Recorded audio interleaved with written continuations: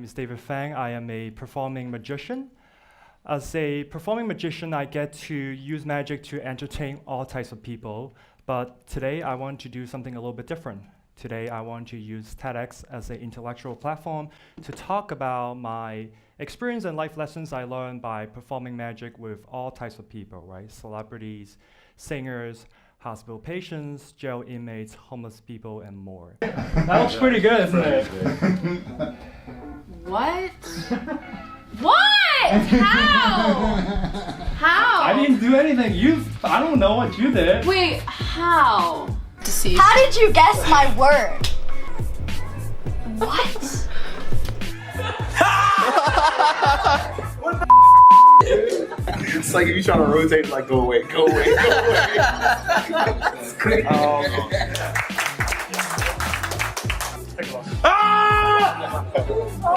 What?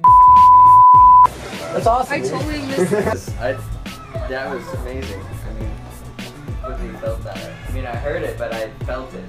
Honestly.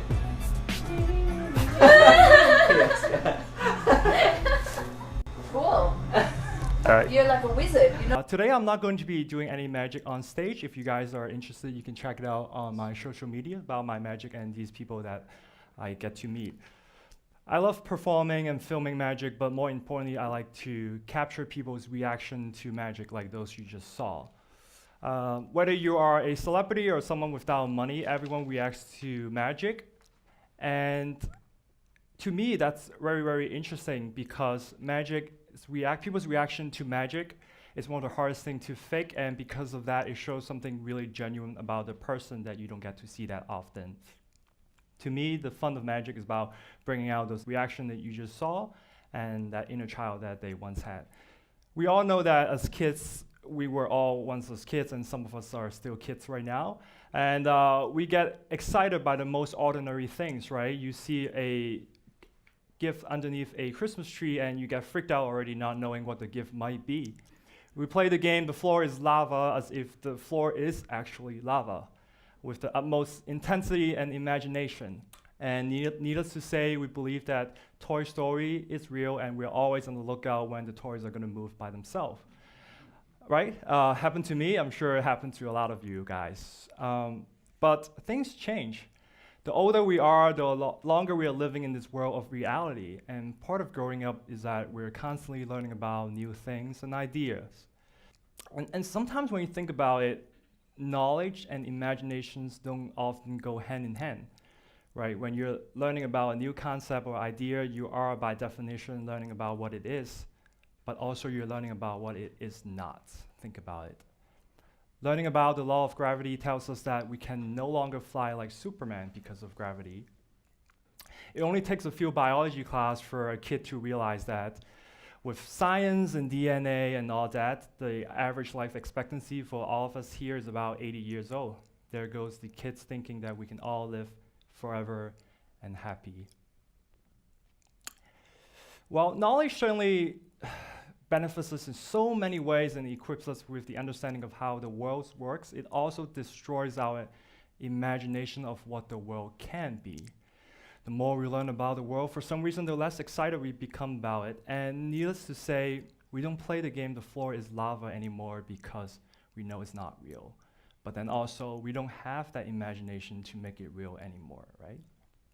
And that's when magic comes into play when you think about it. Every single magic trick is an attack against the reality that we learn in life. If I can throw a ring in the midair, it defies the law of gravity.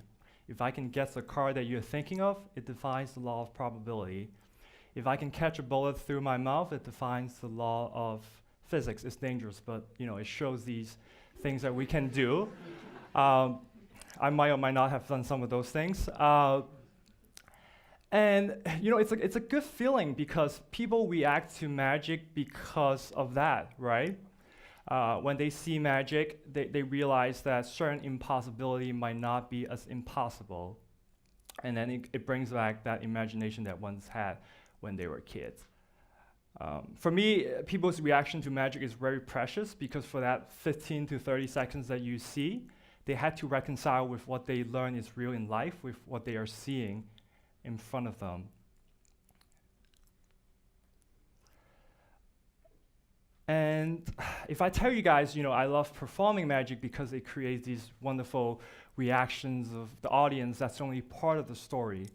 So far, I've been talking about how magic affects the mind of the audience, but I think what's also important is talk about how magic affects a magician like myself. I don't really get freaked out whenever I perform a trick because, right, I know the mechanism, I know the secret behind it, so it doesn't create that moment of astonishment. I first started performing magic because of knee surgery, actually. I had a torn meniscus. I used to play a lot of sports. And, I'm sure a lot of you guys know, once you have a surgery, it takes about 1 or 2 months to recover. So during that 1 or 2 months, you couldn't really be doing anything. You'd be just lying on your bed. And I'm a very obsessive person. I always need to be doing things. So one day I went onto YouTube, like most people when they're on the bed, and I watched this video of this one guy doing some fancy shufflings with cards, and then I got into card magic, and then into magic in general.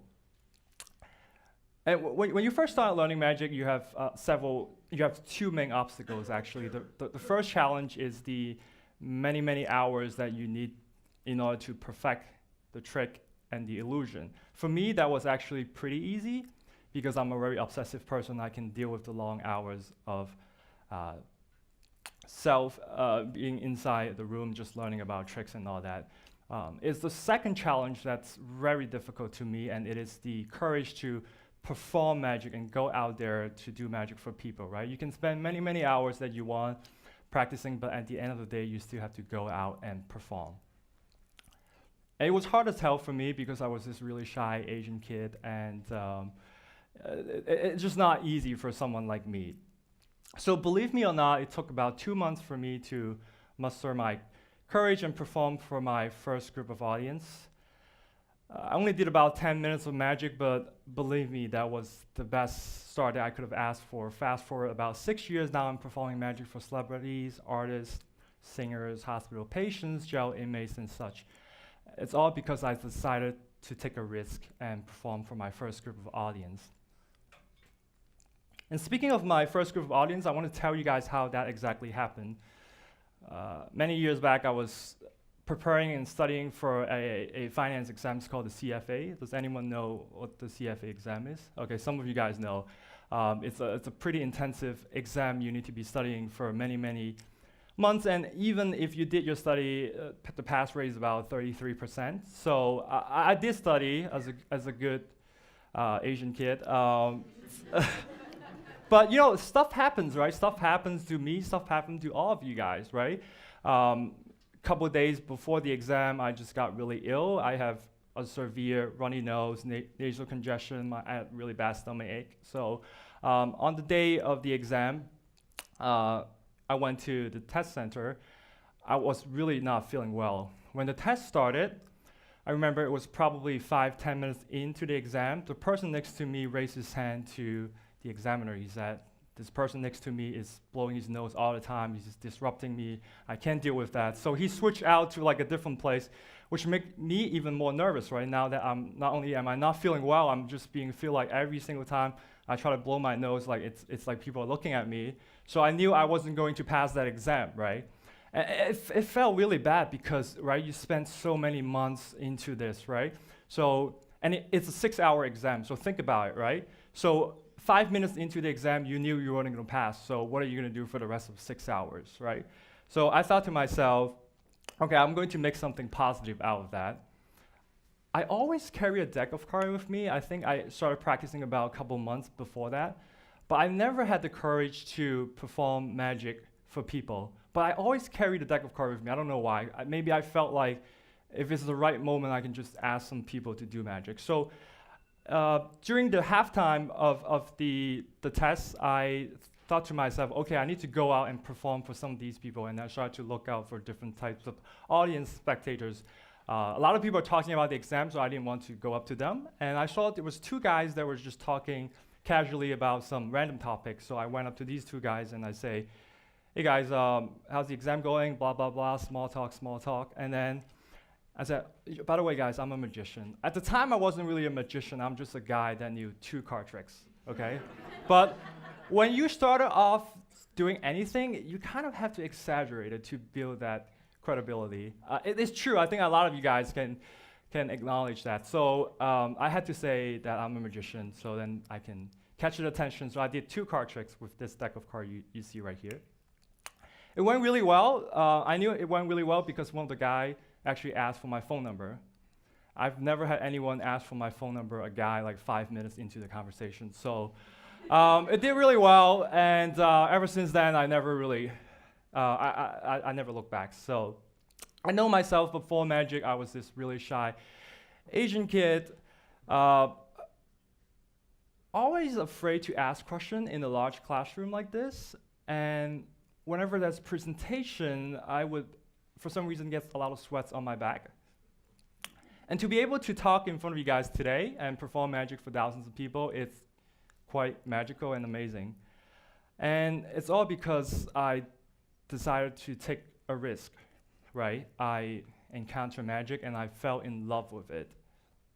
When your love for something is far greater than your fear of failure, you would decide to go out and do what you've been wanting to do. I'm sure a lot of you guys out here thinking about that one thing that you've always wanted to do, but you're afraid of the fear of failure. It's okay, you don't have to change right now, because we're so used to living with reality and knowledge and what is telling us what you can do, what you cannot do, what is possible, what is not possible. But none of that matters. The truth is, when your love for something is far, far, far greater than your fear of failure, you will be forced to change. And that's what magic has taught me. To love something so much that you're able to risk it all. Thank you, guys.